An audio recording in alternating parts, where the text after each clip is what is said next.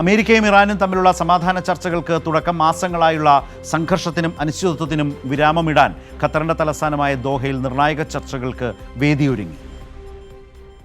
അമേരിക്കയും ഇറാനും തമ്മിലുള്ള സംഘർഷം കുറയ്ക്കാൻ നിർണായക നീക്കവുമായി ഖത്തറിന്റെ തലസ്ഥാനമായ ദോഹയിൽ നാളെ ഉന്നതതല ചർച്ചകൾ നടക്കും.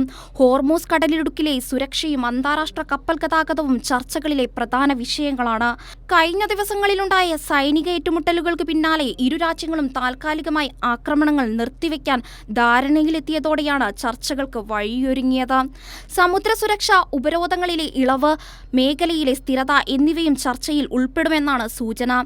ലോകത്തെ സമുദ്രമാർഗ എണ്ണ കയറ്റുമതിയുടെ വലിയൊരു വിഹിതം ഹോർമൂസ് കടലിടുക്കിലൂടെയാണ് നടക്കുന്നത്. അതിനാൽ ദോഹയിലെ ചർച്ചകളുടെ ഫലം ആഗോള എണ്ണവിലയെയും അന്താരാഷ്ട്ര വ്യാപാരത്തെയും നേരിട്ട് സ്വാധീനിക്കുമെന്നാണ് സാമ്പത്തിക വിദഗ്ധരുടെ വിലയിരുത്തൽ.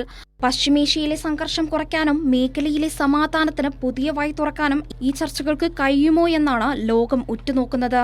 International desk, Kairali news.